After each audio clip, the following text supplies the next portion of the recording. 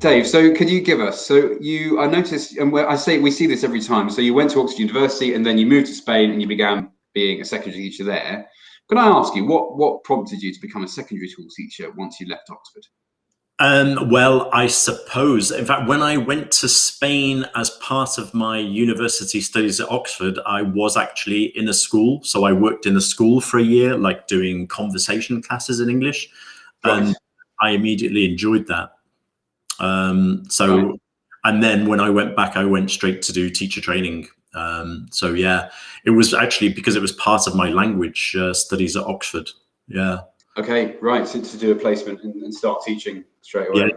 So I even started teaching before I became a teacher. I was even teaching when I was still at university. Right. Oh, brilliant. Cool. And then, so you moved to Spain. That was quite a quick decision. You sort of just decided to move to Spain straight after uni. Well, in fact, straight after then I did my PGCE, which is the teaching qualification in the UK, and I did that in York. In fact, the University of York, which was a great place to do it, because actually it was at the forefront of communicative teaching of French and Spanish. So in fact, I trained to be a teacher of French and Spanish before I trained to be an English teacher. Oh, right. Maybe that boded quite well for your future then, to see things from that angle. Yeah. And of course, what we're forgetting is love, of course. So when I came to Spain the first time, I met my future wife, and that was why Spain forever, because of wow. Well, there you go. An insight into Dave's love life, everybody. There you go. Oh, l'amour.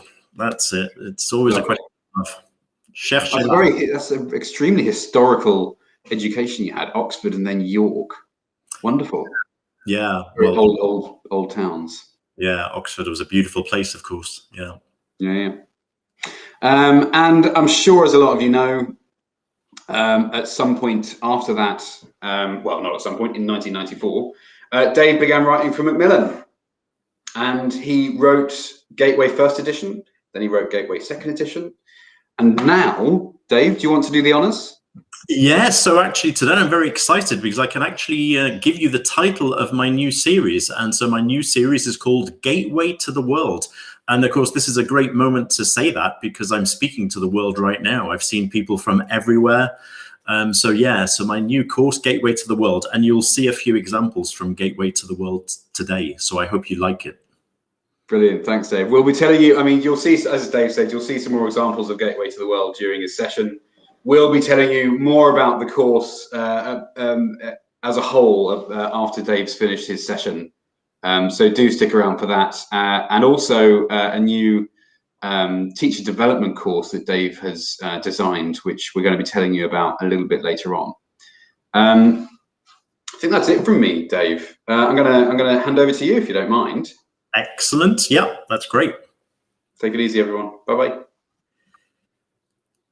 Excellent. So I imagine that everybody can hear me. It is amazing, as always, to see people from around the world. Lots of people from Georgia, from Russia, from Spain, as always, from Vietnam, from literally everywhere. And, I really do appreciate it. Every time I give a talk, I appreciate people finding the time to join me. It's really an honor that teachers, as always, are so keen to follow training courses. Now, today, I hope you're feeling good. That's the title of my session, Feeling Good, Social and Emotional Learning in the Secondary Classroom. So obviously, I'm talking particularly about teenagers. Actually, I think a lot of what I say is also true, really, for ourselves as teachers. I think teachers also need social and emotional learning and social emotional intelligence.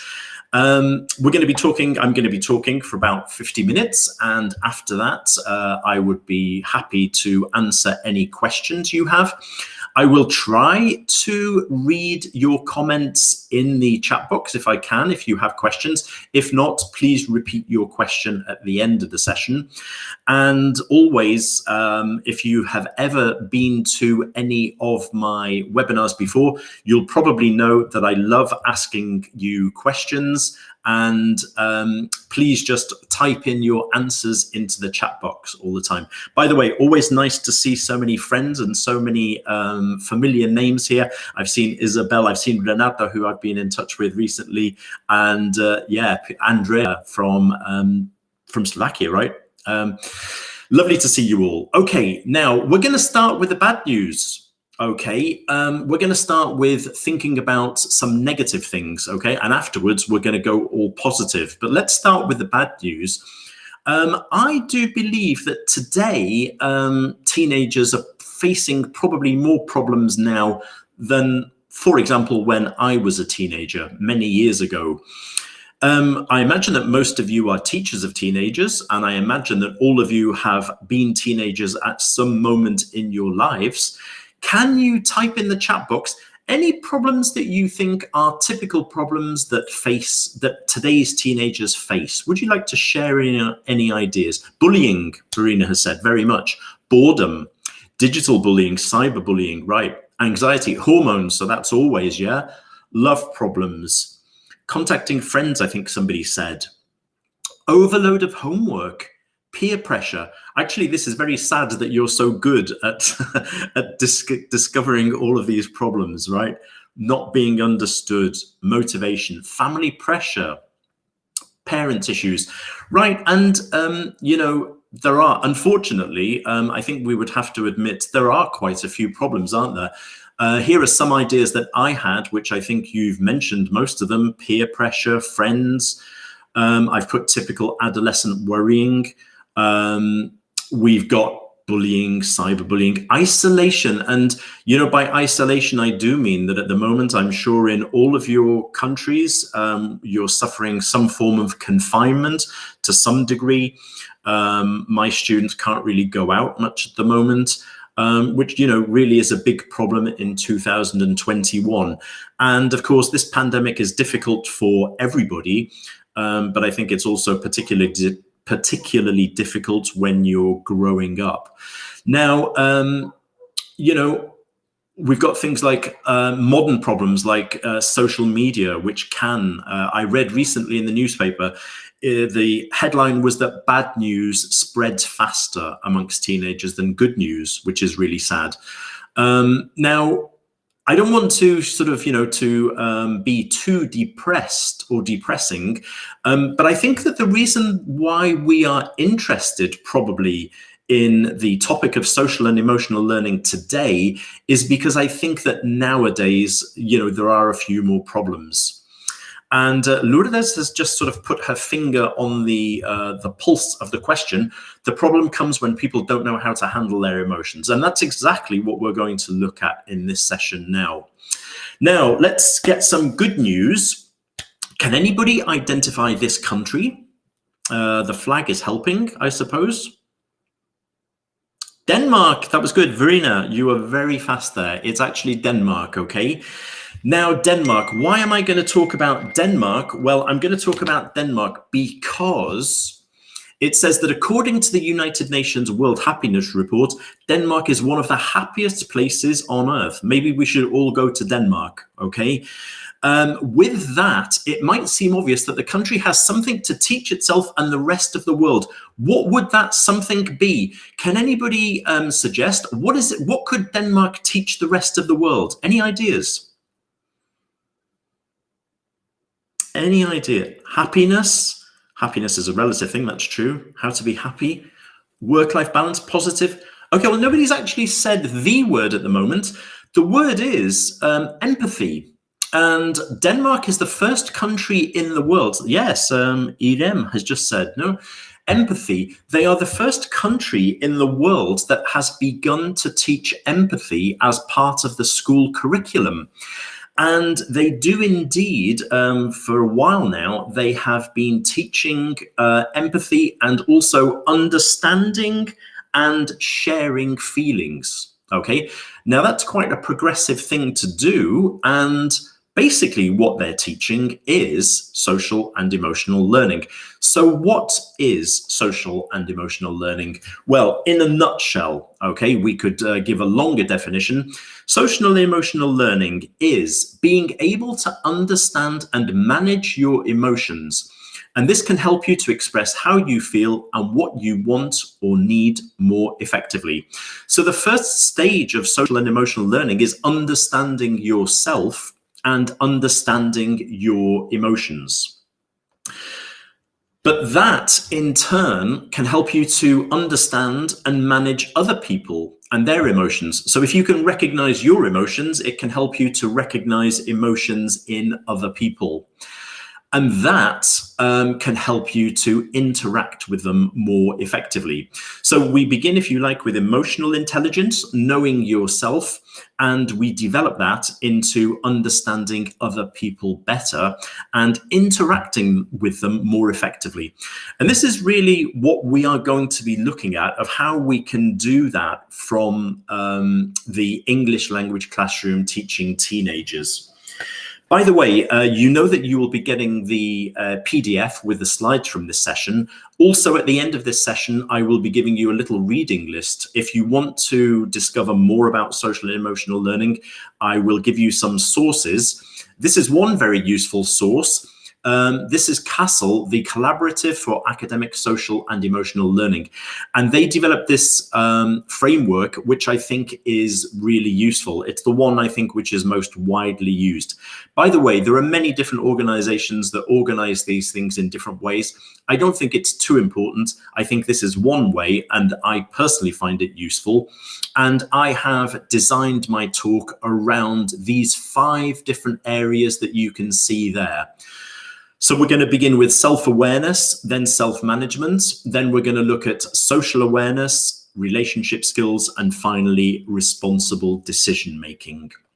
Now, this is not mine. This is from the CASEL organization, and they have divided self-awareness into many more areas, okay? But you can see the most important thing about self-awareness is things like identifying your own strengths, identifying your own emotions, having a growth mindset. That means that you believe that you can change, you believe that you can get better. And obviously, as teachers, I think that we all believe in a growth mindset. We all believe that we can help our students to feel better, to learn more, and to change. Now, one typical thing that we do in English language classes are little personality tests, right? And students often enjoy these, I think, because they are at a period of their lives where they are sort of discovering themselves. And sorry, I'm getting attacked by a fly here. Students that enjoy discovering more about themselves.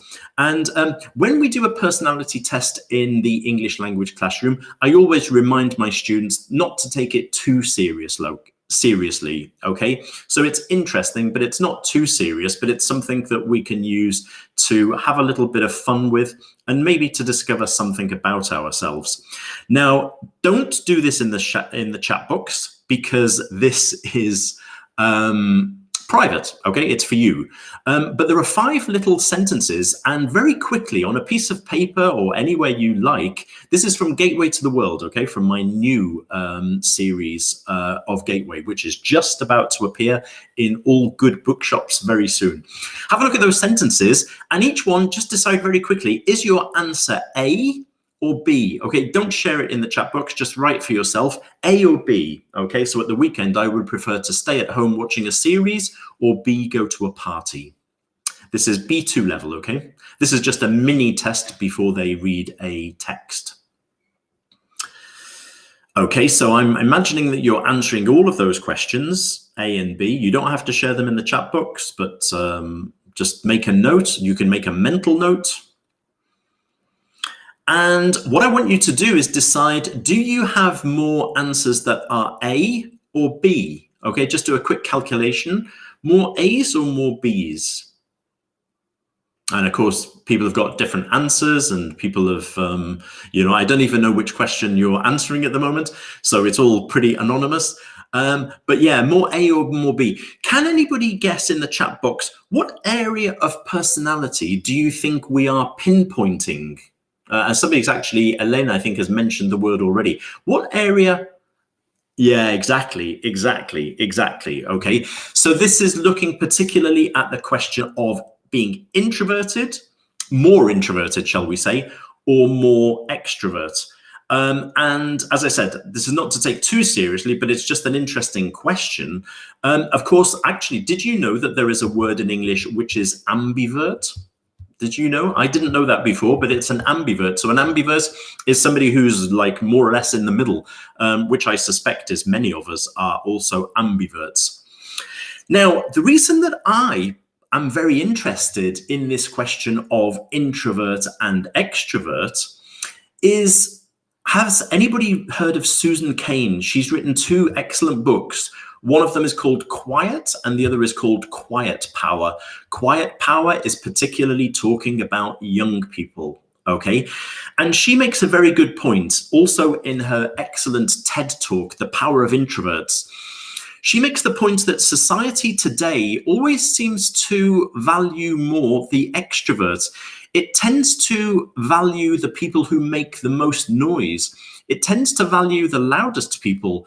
But of course, introverts, and there are many famous introverts, including Einstein, including J.K. Rowling, including Steve Jobs, Bill Gates. Many introverts are extremely powerful people. So she talks about the power of quiet. And I don't know about you, and you probably see me making webinars and I seem like a loud person and I speak a lot, but actually I would definitely categorize myself as an introvert. I prefer being quiet, believe it or not. I force myself to do this, but I'm more of a quiet person. And I believe in the classroom, I believe that we need to make sure we don't ignore the quiet people. The quiet people have got a lot to offer us. We need to encourage them and respect them. Now, this again is from Gateway to the World, B2, my new book. This is a collaborative project. There are 5 projects which appear in each level. And we develop different skills in these projects. And one of them is collaboration. Okay, and if you read this, it says when you work in a team, it's essential to listen to everyone and let everybody contribute. Sometimes 1 or 2 people can dominate in a group, but the best teams have a balance between everybody, including the quieter members of the team. And we can give them useful language to encourage them to collaborate better. What do you think, Sarah? Let's listen to Oscar, who hasn't spoken. It's Olga's turn. So really encouraging students to collaborate and to encourage the quieter people to collaborate. And I do believe from all my experience of teenage classes, some louder people do tend to dominate the classroom. And I think that it's very important to encourage all of our students to contribute with what they can. Yeah, and Elena's mentioned working individually and then sharing, and we're going to talk about that right now. How can we as teachers be sensitive to different personality types? Well, I'm going to give a few ideas. I'm sure these are things that you already do, but just to remind you, okay? The first thing is what I've already mentioned, encouraging contributions from our quieter students. Diplomatically dosing the contributions of louder students. What do I mean diplomatically dosing? What I mean is that many, I think some students, when I visit classrooms, there often seems to be 2 or 3 people who answer every question. And it's great that they volunteer, it's great that they want to answer, but sometimes we need to take those students apart and say, thank you. Okay, thank you for your contributions, but sometimes I need other people to answer too. So you make it clear that you appreciate their contributions, but try also to let other people join in and explain why that's important. So it's important to be diplomatic, but it's important also that you can be a little bit strict so that 1 person, 2 people do not dominate. Next, I would say, and this is the tricky part of being a teacher, is that you need to be sensitive to different degrees of shyness. What I mean is some people are very, very shy, and you might make them extremely uncomfortable by forcing them to speak in front of the class.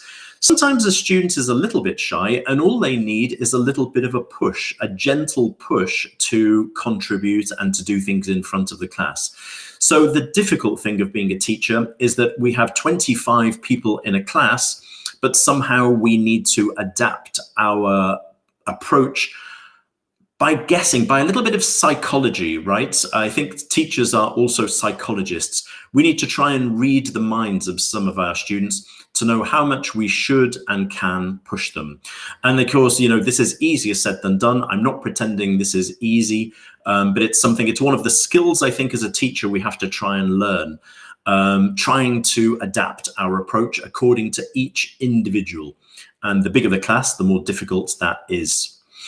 Somebody, I think it was Elena, mentioned before, individual work and then whole class. And I believe very strongly that in the ELT classroom, we need to vary individual work, pair work, group work, and whole class work. And we need to shift that so that we are adapting our approach. Another trick is trying to find the best partner for each student, or allowing each student to find their favorite partner. And I think that's important for people to feel comfortable. I do also think that it's good to vary your pairs occasionally, so there is a certain amount of freshness, so that people don't get too comfortable in the one place with the one partner. Right, and also this is a little trick that I think is really useful. When you do pair work, talking about something personal, I nearly always get my students to feedback about their partner, because if they can feedback about their partner, it's slightly less personal, it's slightly less sensitive. So that's one trick that I use very frequently. Feedback about your partner, not about yourself. Somehow it's easier sometimes to talk about another person than about yourself. Sensitive correction. So I've talked about this in all of my grammar sessions. Sometimes we go grammar mad and we only listen to the grammar. And in the teenage classroom, it's extremely important in terms of social and emotional interaction that we listen to what our students are saying. We don't just listen to the present perfect or the first conditional, right? We listen to the message, not just to the English. And finally, building confidence and self-esteem in all of our students. I think that particularly today, because of the reasons we've mentioned, of the hard times that many teenagers are having, we need to try and build their confidence, build their self-esteem. Now, this is something from Gateway to the World, my new course, and it's looking at confidence and self-esteem. The students watch a video about a young teenager who learns to be more confident by writing poetry, okay, and which is a nice idea. What we've got on this double page is these 9 ideas, and I'm not going to read them. I want you to have a quick look through them yourself. Remember, you will get a handout later. These are just 9 ideas for thinking more positively, for building belief in yourself. We get the students to think about these 9 different qualities, and we get them to rank them in this diamond shape you can see on the right. So at the top, they put the suggestions that they think are the most powerful and the ones that they think are less powerful for them. Each student will have different answers, and so they can share their answers. They don't have to agree. The important thing is that the students are considering these different qualities, thinking positively. Number 2, remember that perfect doesn't exist. And I'm sure that you are the same as me. I think it's important for students and also for teachers to remember that perfect doesn't exist. Have you ever taught a perfect lesson? When I come out of a lesson or come out of a webinar, I always think that was good, but I could have done this better. I could have done that better. And so we need to remind ourselves and not only remind our students that perfect doesn't exist. Okay, so these are simple suggestions for building your self-esteem. And what the students end up doing is individually writing a list of some things you're good at, some of your successes, some things you've done for other people. Let's think about some of those things. Let's think on the positive side. And I know that some people might think, well, you know, you can be over positive. Well, maybe at the moment we need to be going on the positive side, not on the negative side. Let's think about the good things. Let's think about what we can do better. But let's remember that we need to think positively in difficult situations. Okay, so you know, we need to build that self-confidence. Now, I meanwhile think that the most important thing about social and emotional learning for me is self-management. Self-management. Wonderful quotation. Okay, feelings are much like waves. We can't stop them from coming, but we can choose which one to surf. Right? So when we're feeling negative emotions, we can go and become much more negative. If we decide to surf that negative emotion, we can become really negative. The point is, let's surf the positive emotions. In a classroom of teenagers, I really do believe that, you know, teenagers are at an age where they're going through so many different emotions, so quickly. Many of our students go through all of these emotions in the space of 10 minutes. And it's very difficult to control your emotions, but I think as a teenager is the moment when we need to start trying to control our emotions. And I think that it's been shown a few times that actually self-management can help our academic progress. This is from the Edutopia website, which is actually part of George Lucas's educational forum. Again, it's worth looking at because they have lots of information about social and emotional learning. They argue that students who are more self-aware and confident about their learning get better results, they do better, they perform better. If you can manage stress, if you can organize your work, then you are going to be a more successful learner. And I personally believe that is true. So what is self-management?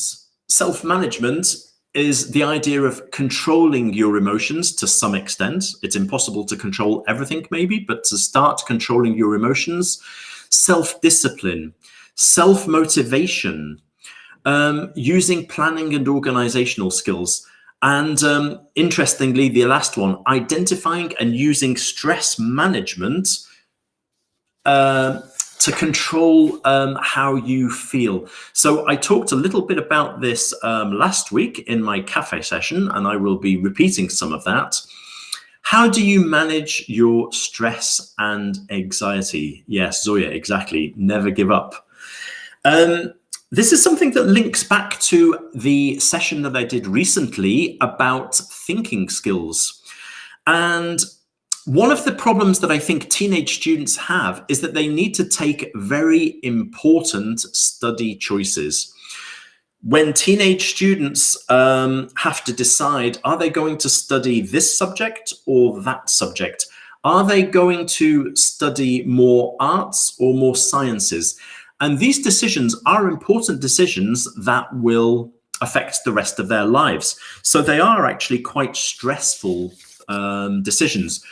What I explained in my thinking session is this compass points routine. I'm just going to explain it again quickly. We've got north, south, east, and west. North, if you look at number 1, what would you need to know? So imagine our students are at an age where they need to choose what they're going to study next, if they're going to go to another school, if they're going to go to university, what they are going to study. In that situation, number 1, if you look in the box, number 1, what would you need to know that could help you to prepare for this situation? Okay, so that's step number 1. That's really useful. What would you need to know? Number 2, what steps could you take to deal with this situation in a positive way?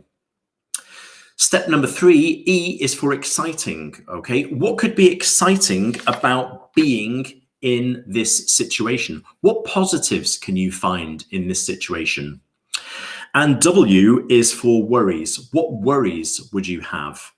So in other words, we've got this stressful situation, okay, which is trying to decide what you are going to do next in your life. What are you going to study? I'm suggesting this approach called compass points. What do you need to discover? What steps can you take? So how can you discover that information? What is exciting about this situation? So all situations have an exciting side and they also have a worrying side.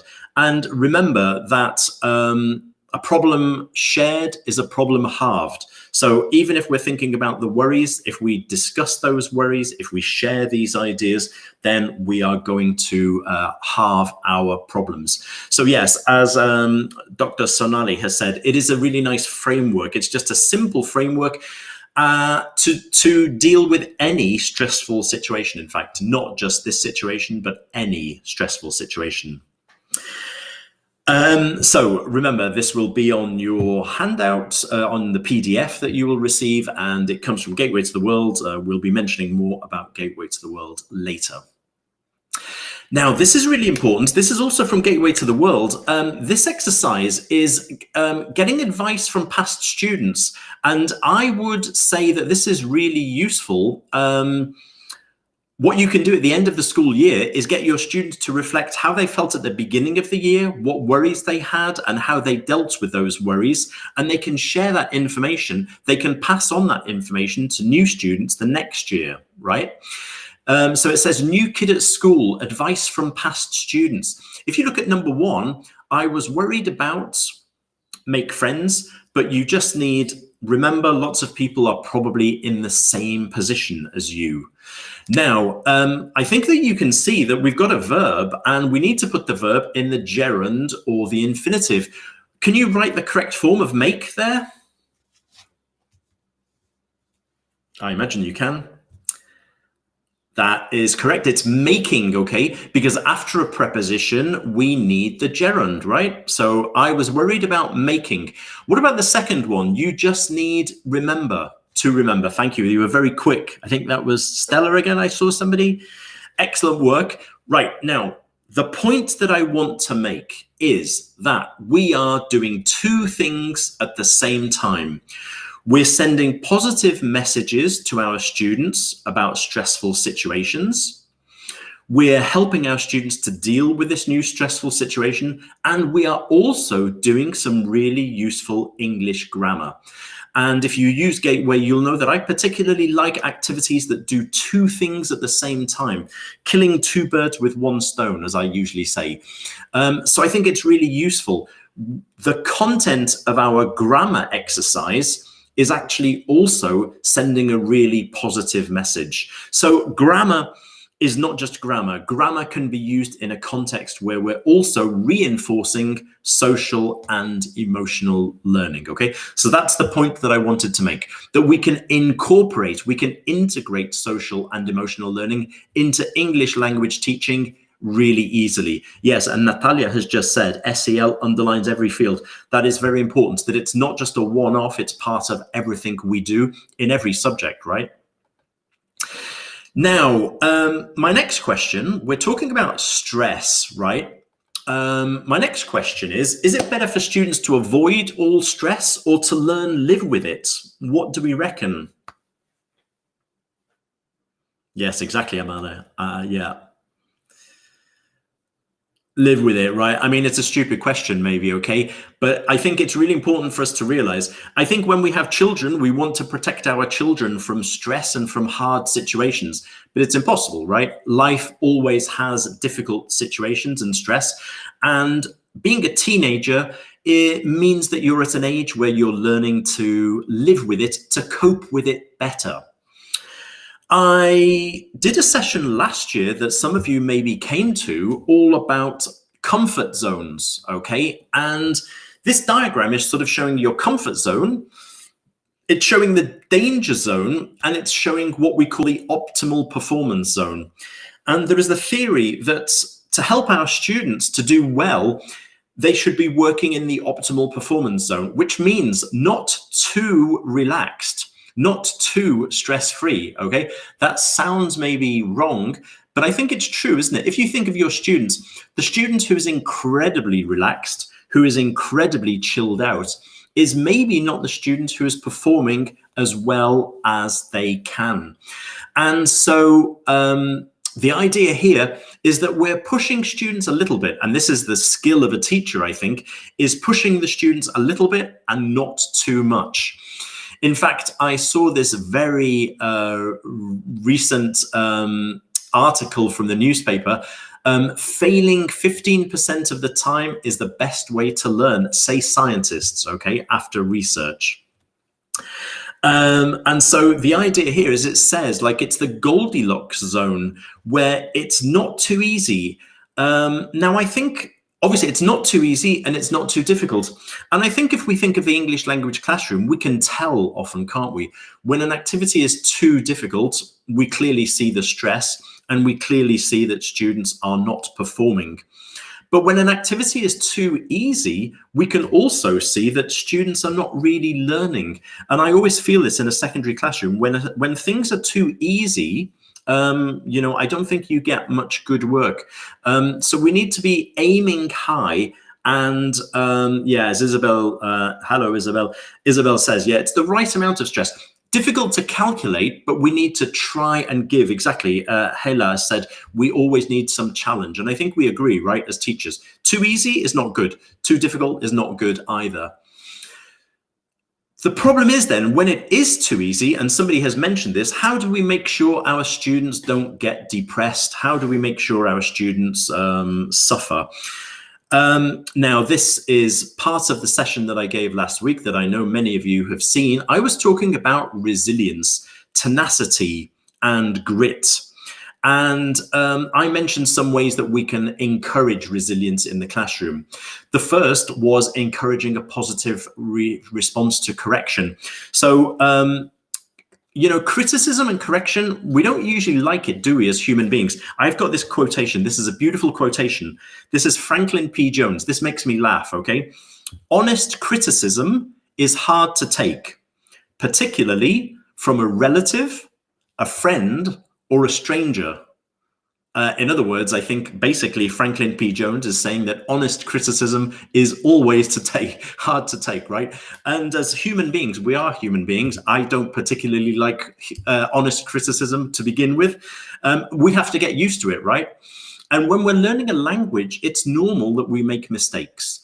We need to explain to our students the process of learning a language. If we don't make mistakes, we're not learning. I mentioned fail, F-A-I-E, first attempt in learning. Getting things wrong is normal, but it's part of learning, and we have to encourage our students to do that.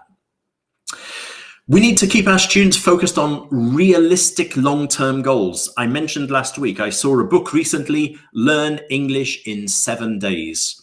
I told my class, if they want the bad news and the good news, the bad news is you cannot learn English in 7 days. The good news is that you can learn some English every day, right? And you can learn some English every lesson. And that's really, you know, that's not being funny. That's a really important message. To get to the final destination of being an advanced learner is little by little, day by day, lesson by lesson, making some sort of progress. That's what we want to aim for. Receptive skills. We all have students who panic when they don't understand a word in a listening text or in a reading text. They panic, they stop listening, they stop reading. We need to explain to students why they should not give up when they don't understand a word. You don't need to understand every word. You need to understand the gist. We know that. We need to explain it to our students so they are resilient when they listen and when they read. We need to help students recognize strengths and weaknesses. Some students are good at fluency, some are good at accuracy, some are good at speaking, some are good at writing. Not everybody is good, and I would say nobody is bad at everything. So what are you good at? What do you need to work harder on? But let's explain that learning language is complex. They need to take the good with the bad. Point out the aims of activities. So why are we doing this? So you might not like this activity, but I'm going to explain why we need to stick at it and we need to do it. Last week I explained basketball players. They play the same shot thousands of times to get better. So we need to encourage students to keep at it.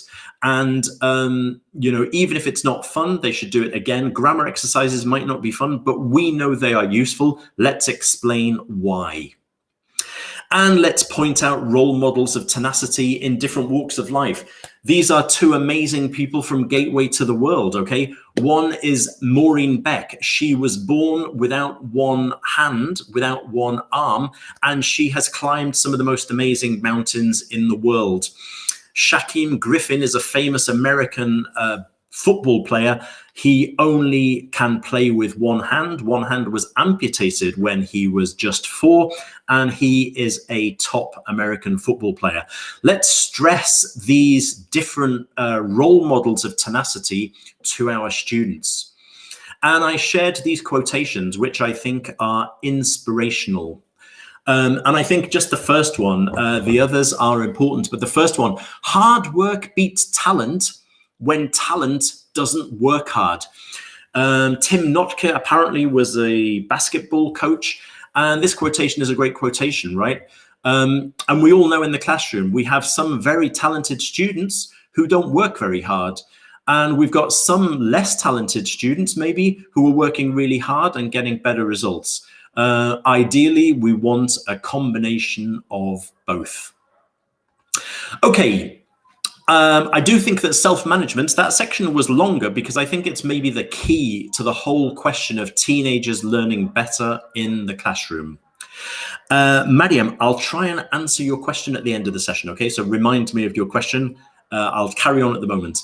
Social awareness, okay? Now that includes taking other people's perspectives. Empathy. I began with Denmark, talking about how empathy is a school subject in Denmark. Empathy is so important in the world, isn't it? Understanding things from a different position. This is a beautiful quotation from To Kill a Mockingbird. I'm sure most of us have read this book. You never really understand a person until you consider things from his point of view, until you climb into his skin and walk around with it. And that's a great quotation. To understand other people, let's put ourselves into their position. And that's what we're going to see now. This is another spread from Gateway to the World. This is B1+. And it's thinking about attitudes between young people and old people, between teenagers and senior citizens. Now, in Gateway to the World, in each of these spreads, we have a video. And the video is, in this case, it's from a nationwide British documentary where a middle-aged doctor wants to find out what it feels like to be old. I imagine that you could just about see some of the pictures there. So he walks around London and somebody actually stands up in the metro to let him sit down, and he is pleasantly surprised by the attitude of younger people to him. Now, somebody mentioned in the chat box that, I think in today's society, sometimes we don't respect older people as much. Yeah, exactly, for Hannah. They offer him a seat, which is a really nice moment. And also people get out of his way as he's going up the stairs, which is a really lovely moment. A moment to get our students to think about this, to think about, okay, so just because you're old, we need to respect people, and also older people need to respect teenagers. Maybe teenagers often get a bad press. Okay.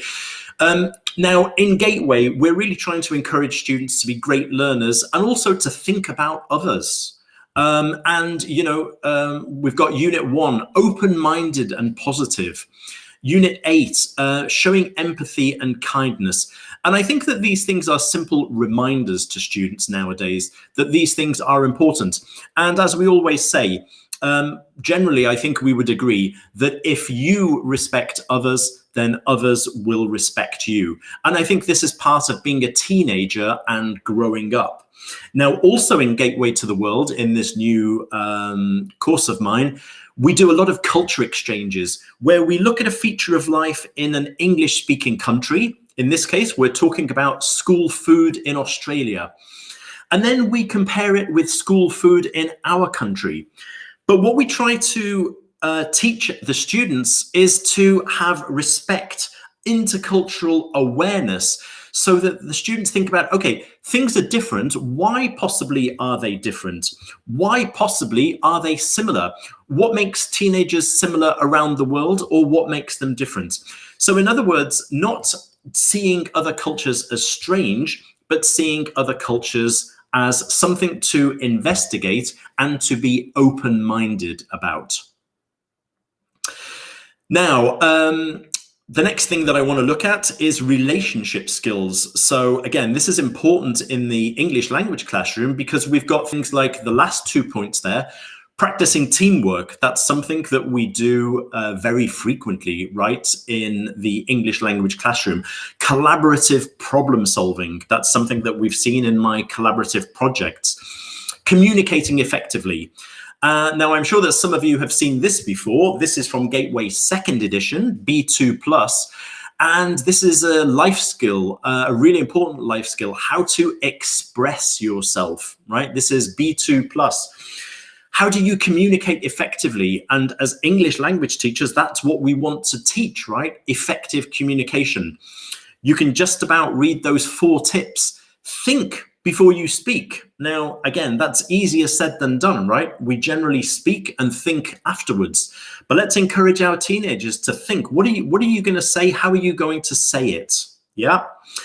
Number 2, be assertive. Be assertive doesn't mean being bossy. It means expressing what you really think in a polite way and staying calm.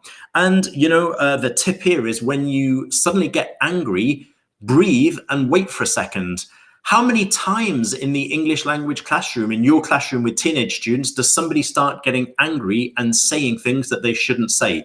Give them space. Just wait for 30 seconds before you continue, okay? So as a teenager, beginning to control those strong emotions. Again, easier said than done, but what we're trying are the first steps to get there. Tip number 3 is remembering to listen. When we think of communication, we think of speaking, but effective communication is about active listening. Are you really listening to what the other person is saying? And tip number 4, watch your body language. We think again of communication as words, but I think you would agree, many of our teenage students are sending off very strong body language all the time. A student who is yawning in class, sitting like this, is sending very clear body language to you and to other people in the classroom. So let's remind them about these communication tips. These tips are useful not just in one unit of a book, they're useful in every unit, in every subject, and in fact in life outside the classroom too. And my final point before we get to the question session, making responsible decisions. And one of these things is using critical thinking. So critical thinking, think critically before you make your decision. Really, really important. And we try and teach that in Gateway. A reasoned judgment, resolving conflicts constructively. And this is just a little trick. This is a little routine. So when you've got group problems, maybe even a class problem with something is going wrong in your class, try this, okay? This is the ABCDE problem solving. To solve problems with group dynamics, try to A, ask. So what is the problem? Okay, what is the problem or challenge the group is facing? B, brainstorm, okay? What are the possible solutions? Okay, so first ask, second brainstorm. C, choose, pick one of your ideas, okay? Sometimes when we have lots of ideas, we don't do any of them. Let's choose one idea. D, let's do it. Okay, put your idea into action. And E, evaluate. How did the idea work? Do you need to choose a new idea? Did it work or did it not work? Okay, so A, B, C, D, E, problem solving, just a simple way of confronting a particular problem in a positive way. And finally, okay, what do our students want from us? So in the 21st century, in 2021, what do the students want from their teachers? This was a survey from the Times Educational Supplement, and I will give you the source in 2 seconds. They asked teenagers what they want from their secondary students. Can you guess the top 10? Some of you are already guessing. I love this. Support, understanding, guidance. They want us to be friends, consideration, empathy. Right, now this is really interesting. This is the top 10. I'm going to show you the top 10. Just look at those. Now, what I find fascinating, and in fact, the article discusses this because this is really interesting. Many of these things are not skills that we learn as teachers. They are personal characteristics. They are part of our personality, and they're very difficult to learn. We can maybe develop them, but some of them are difficult to develop. You know, number 1 is funny, and number 2 is fun. Number 9 is passionate. Number 5 is a good listener. So I think this is fascinating that what our students want, I mean, number 7 is knowledgeable. Now, I think we are teachers because we know our subject, and that is the most important thing.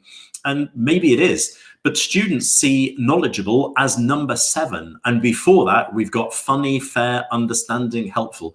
That's really interesting, I think. What they want is personal help. So I think that's quite fascinating.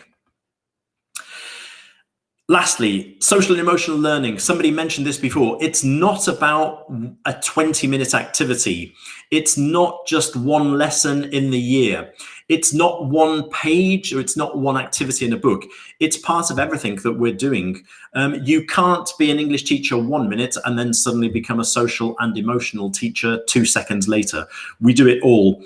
And I do think also that the materials that we use, these are 4 texts from Gateway to the World. And as I said before, I think that, you know, positive messages should be part of the grammar texts we use.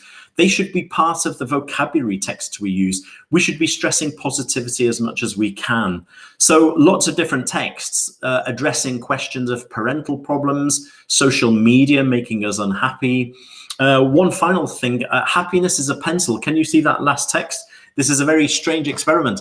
But if you put a pencil between your teeth, apparently everything is funnier. So if somebody tells you a joke and you have a pencil in your mouth, it makes you smile, and making you smile makes you happier. Strange things that you can learn by using Gateway to the World. These are some of the sources that I have used today.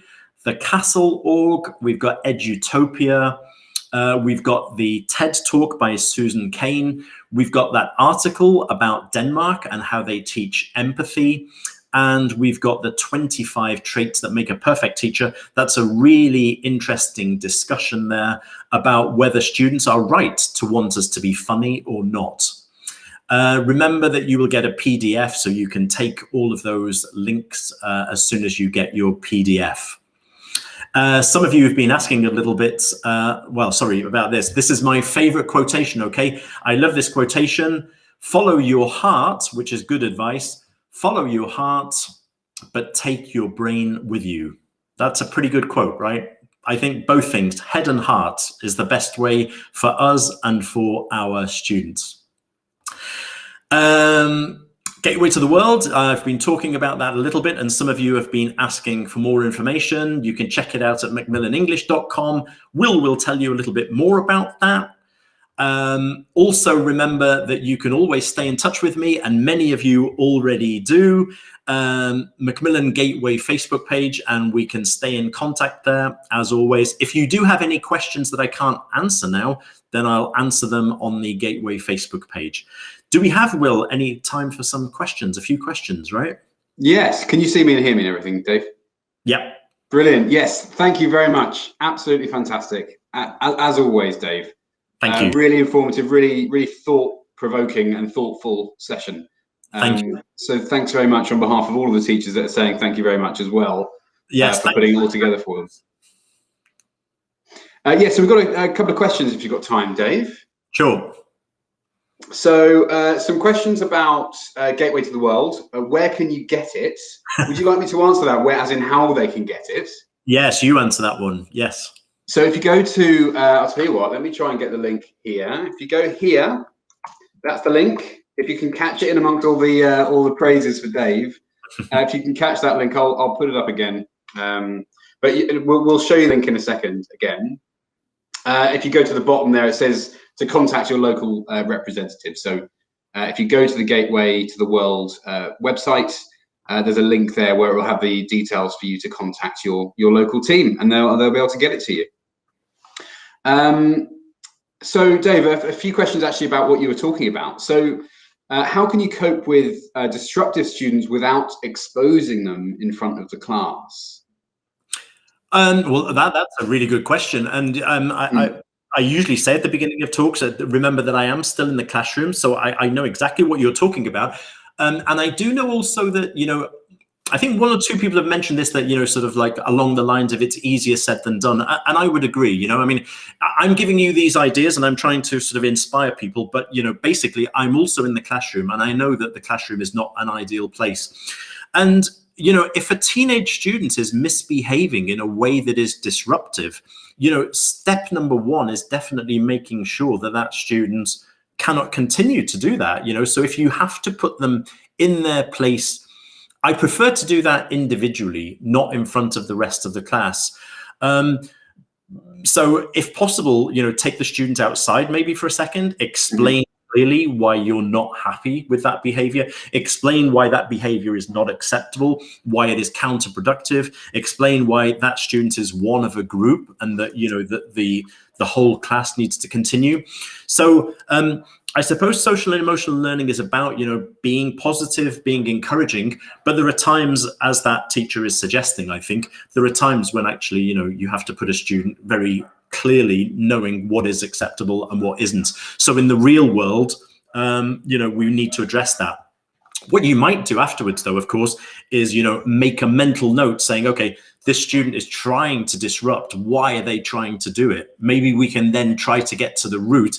Does the student feel ignored? Does the student feel above the level, below the level? So in other words, then investigate, I think, why that student is maybe behaving the way they're behaving. Right. Okay, thanks, Dave. Okay, so we've got quite a few questions coming in now. So hopefully this will be quite a short one. So can you recommend any social and emotional learning reading? Dave, you've got the links that you put at the end. I'll put that slide back up because that's probably a good place to start. But if you've got anywhere else, anything else for them to read? Actually, I have got a little book. I can mention it if you like. And the author is Jill Hasson. So that's Jill, Gill, and then Hasson. And it's just a lovely little small book, actually. So it's a really good book for teachers because it's not going into masses of psychology detail. And I think I've got it in front of me. In fact, it's called the Emotional Intelligence Pocketbook. Yeah. I'll track that out. So that's a nice book, but actually there is lots of material in that Edutopia worksite and also the Castle worksite. Those are sort of like, they are the to-go-to places, you know, if you check those out. There's lots of material, there's lots of background material, and also lots of practical activities and suggestions too, because they are for, you know, definitely for teachers.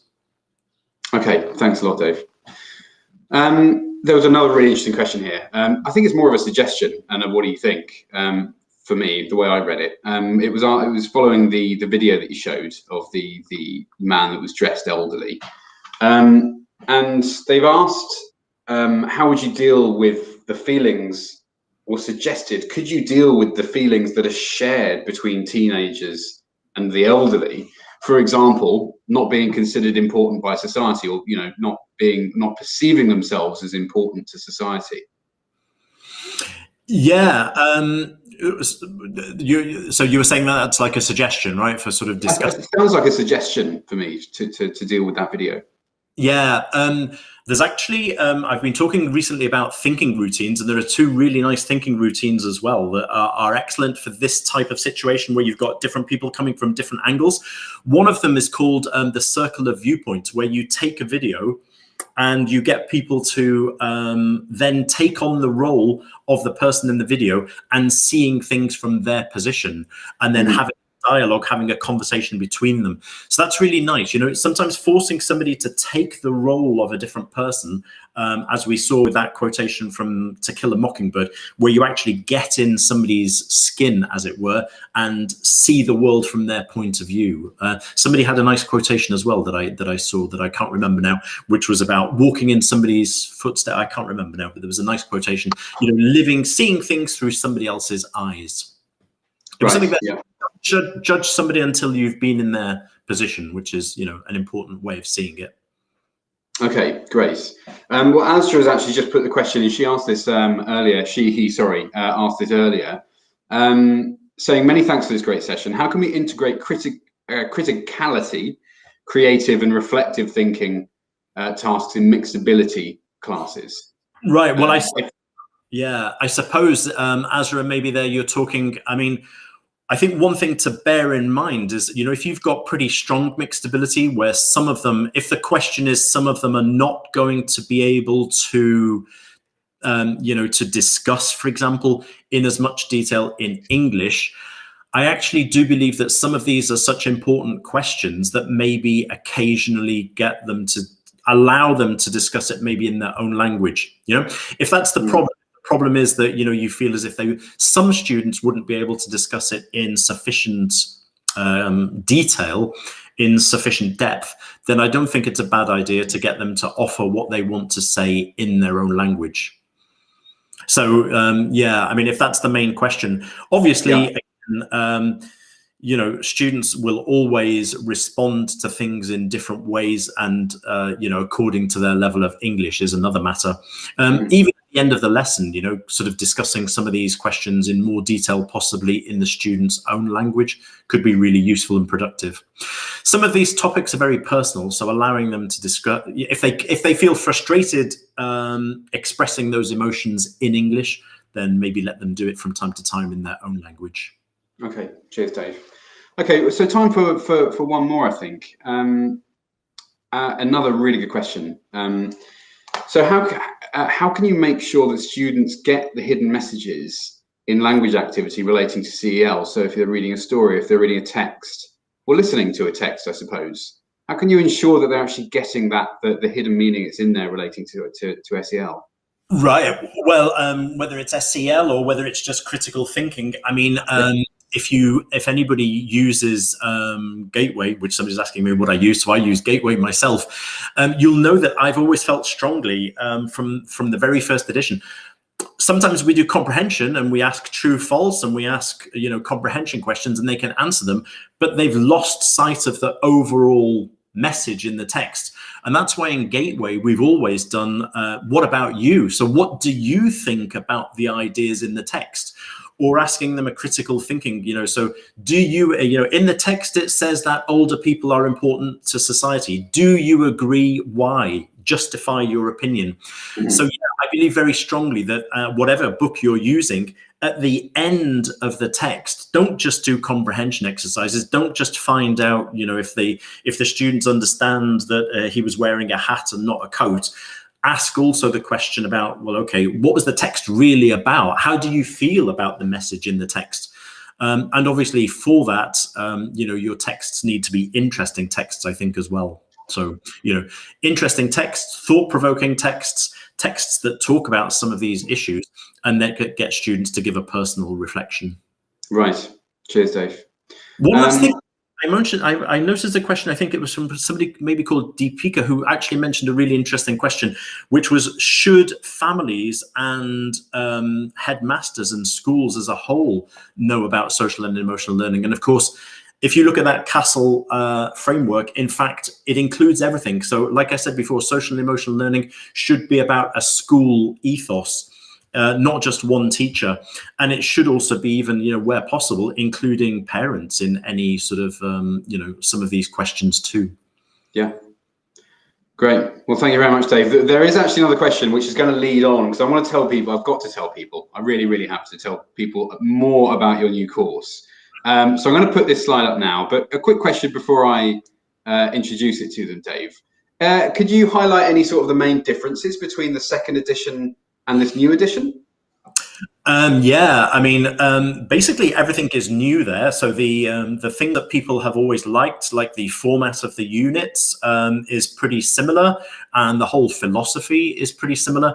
The main difference, I suppose, would be starting with what we've looked at today. With we have a new section, brand new section, which is Great Learners, Great Thinkers, where we address SEL, where we address thinking skills. We teach students to implement different thinking skills, and we're encouraging our learners to be great learners, to reach higher. And those spreads that we saw a few today, they all include real life videos too, which are brand new. Okay, brilliant. Yeah. There are lots of new elements. I mean, all of the texts are new. If you liked the flipped classroom videos, we've got 4 different types of flipped classroom videos now. And we also have, some more, me in some more flipped classroom videos, doing lots of silly things, trying to make your students laugh. Which you loved making, Dave, you said. You absolutely adored making those videos. Yeah, great fun. Great fun. Lots of... Great. All right, well, I want to tell you a bit more about this, guys, about Gateway to the World. You've seen lots of examples from the course that Dave's just mentioned to you. So I just want to give you a bit more of a sort of an overview of what it is and what it does for you, what it would do for you in your classroom. So it combines the brand new, so it's got lots of brand new content, as Dave just said. We've got digital tools for it now as well, just another sort of upgrade, I suppose, from the second edition, with that trusted methodology that you know from previous editions, the sort of the Gateway formula that hopefully by now you all know and love. So on top of the fact that Dave's got first-hand classroom experience, as he does to the day, he's still teaching in these classes, that has really informed the content that he's written for Gateway to the World to help you equip your students with the language and the skills they need for their own lives. So far, it's prepared millions of students around the world to succeed in leaving their school and taking part in international exams, further study, the world of work. It's been tested, it's been perfected as a result of extensive research. Gateway to the World is full of fresh, relevant material for great lessons that will excite and motivate teenage learners and enable them to achieve their goals in school and life, with all of the things that Dave's just shown you today. You've got SEL, you've got the great thinkers, on top of everything else that you are familiar with his previous edition, Gateway second edition. So that's Gateway to the World.